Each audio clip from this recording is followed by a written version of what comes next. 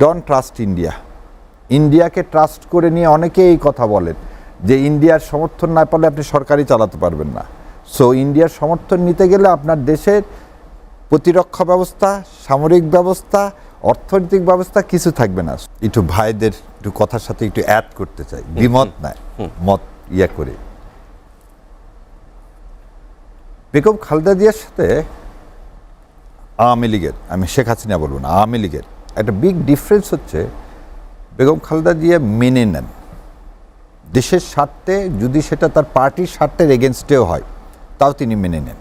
যেমন আমার এখনো মনে আছে 2014 সালে অথবা 15 সালে তিনি একটা মিটিংয়ে গেছিলেন, সেখানে স্লোগান দিচ্ছে খালেদা জিয়া ভয় নাই রাজপথ ছাড়ি নাই।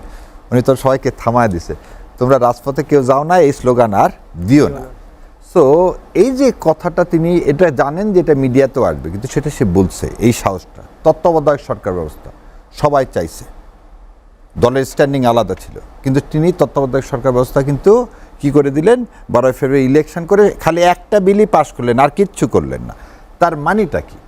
দেশকে ওন করে উনি কিন্তু, এই কথাটা কেন বললাম যে দেখেন 96 সালের এপ্রিল মাসে পার্লামেন্ট ভেঙে গেল, 96 সালের 12ই জুন ইলেকশন হলো, এবং তখন কিন্তু সবাই মিলে বলল, প্রশাসনের সব জায়গায় বিএনপির লোকজন বসে আছে, সবাই বললো, সব ওই যে ডিসি এসপি সব। তারপরও হাইবুর রহমান শেলী চিফ জাস্টিস সাহেব যে ইলেকশন করলেন, সেই ইলেকশন কিন্তু বিএনপি আসেনি, আওয়ামী লীগ এসছে। সো আমরা কথার কথা প্রিডিকশান এইভাবে বলা, এটা আমাদের 91 সালে শাহাবুদ্দিন সাহেব আসছেন, তখন পুরা 9 বছর এরশাদ সাহেব ক্ষমতায় চালাইছেন, তখন ওই প্রশাসন দিয়ে কিন্তু সে কি করছেন, অন্নাম কি আল্লাহ একটা নিরপেক্ষ ইলেকশন করছে। আবার লতিফুর রহমান সাহেব যেটা করলেন, আওয়ামী লীগ তখন ছিল, তাহলে আওয়ামী লীগের সেট আপ ছিল, কথা সেটা না, কথা আপনি কিভাবে ইলেকশন করবেন, এই জিনিসটা যখন ইলেকশন কমিশনের হাতে চলে যাবে এবং ইলেকশন কমিশন সেই প্রস্তুতি নিবে, তখন অবশ্যই ইনশাল্লাহ একটা ফ্রি ফেয়ার ইলেকশন হবে। এবার আপনার কথায় আসি, শোনেন, আমি পিলখানার এই প্রতিবেদনের কথাটা এই কারণে বলছি, দেখেন আর একটা নতুন কি বলবো বয়ান তৈরি করা হচ্ছে, এই সরকার সব দিকে ব্যর্থ। তা আমার কাছে এই জিনিসটাই মনে হচ্ছে যে প্রথমে হচ্ছে জাতিসংঘের একটা রিপোর্ট, যে রিপোর্টে শেখ হাসিনা কিভাবে হত্যা করছে, কিভাবে হত্যাযজ্ঞ করছে, এটা ইন্টারন্যাশনালি সমস্ত দেশের কাছে একটা গ্রহণযোগ্য রিপোর্ট, যে রিপোর্ট নিয়ে কোনো কিছু বলতে পারবেন না, এবং এই ট্রাইব্যুনালে ওই রিপোর্টের ভিত্তি করে বিচার কাজ হচ্ছে। ঠিক সেরকম আজকে যখন আপনি পিলখানার রিপোর্টটা আপনার সামনে এসছে, এই রিপোর্টটার মর্মাত্মটা কি? মর্মাত্মটা হচ্ছে যে একটা ইন্ট্রিম সরকারের সময় একটা রিপোর্ট দেওয়া হলো, যে রিপোর্টে 3-4 জনের নাম এসছে, 3-4 জনের নামের মধ্যে যেই কোঅর্ডিনেশন করছে হচ্ছে তাপস সাহেব, হ্যাঁ, এবং এটা শেখ হাসিনার সম্মতিতে করা হয়েছে, ইন্ডিয়ান একদম ট্রেন ট্রুপস এসে করছে। সো দিস ইজ আমাদের জন্য একটা কি বলবো আপনার whistle blower. Don't trust India. ইন্ডিয়াকে ট্রাস্ট করে নিয়ে অনেকেই এই কথা বলেন যে ইন্ডিয়ার সমর্থন না পেলে আপনি সরকারই চালাতে পারবেন না। সো ইন্ডিয়ার সমর্থন নিতে গেলে আপনার দেশের প্রতিরক্ষা ব্যবস্থা, সামরিক ব্যবস্থা, অর্থনৈতিক ব্যবস্থা কিছু থাকবে না। সো এই যে নতুন সূর্য উঠছে 36-এর, এখানে যারা এখনও বলতে চাচ্ছে এই সরকার ব্যর্থ, এই সরকার কিছু করেনি, তাদের জন্য মনে হয় এই 3টা জিনিসই যথেষ্ট, যে হত্যাকাণ্ডের যে জাতিসংঘের রিপোর্ট, পিলখানার রিপোর্ট, এবং যে আমরা সংস্কার করার জন্য যে জুলাই সনদ দিয়েছি। তো আমার মনে হয় যে এই পিলখানার রিপোর্টটা ইনশাল্লাহ মানে বাস্তবায়ন প্রক্রিয়াতে একটা, কিন্তু একটা রিপোর্ট আপনার হাতে এতদিন আসেনি, যারা এই রিপোর্টের দায়িত্ব ছিল তাদেরই দেখেন যে তারা দিতে পারেনি, আজকে তো দিয়েছে। সো এটা একটা বিরাট অ্যাচিভমেন্ট। দেখেন, আগে প্রথমে সাইফের একটা কথার উত্তর দিচ্ছি, একদম ডিউ রেসপেক্ট। এই 36শে জুলাই এই আন্দোলন কেউ মহানায়ক নাই, কেউ নায়ক নাই, এবং ইউনূস সাহেব যেটা সবচেয়ে বড় ভুল করছিলেন, আমেরিকাতে নিয়ে যে যাকে নায়ক বা মহানায়ক সাজাতে চাইছিলেন, তারা আজকে কিন্তু ওয়েস্ট ইন্ডিজে হাঁস খাচ্ছে, এবং যেটা জুলাই অভ্যুত্থানের জন্যে, মানে আমরা যারা জুলাই অভ্যুত্থানের সৈনিক ছিলাম তারা আমাদের জন্য এটা মর্মাহত। জুলাই অভ্যুত্থান দেখেন, এর আগেও বহু চেষ্টা করা হয়েছে, 13 সালেও আন্দোলন হয়েছে, শাপলা চত্বর আন্দোলন হয়েছে, কখনো কিন্তু এদেশের সমস্ত আপামর জনসাধারণকে রাস্তায় নামানো যায়নি।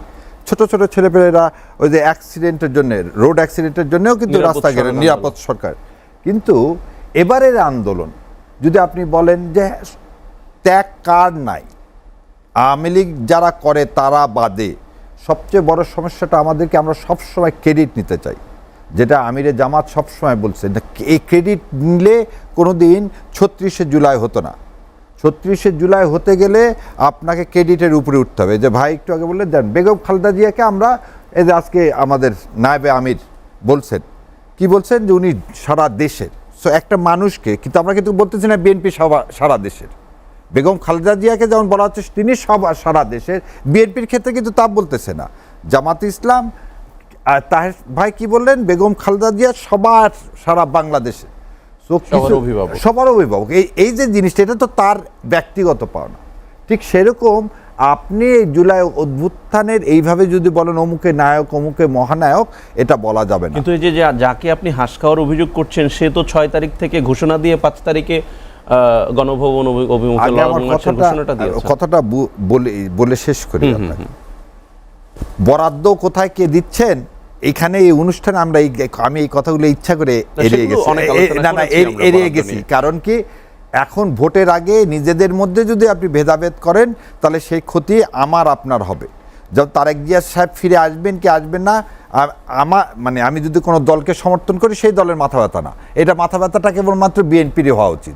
কারণ তিনি আসলে বিএনপি কতখানি লাভবান হবেন, কতখানি লস হবে, বিএনপিকে এটা চিন্তা করতে দিই।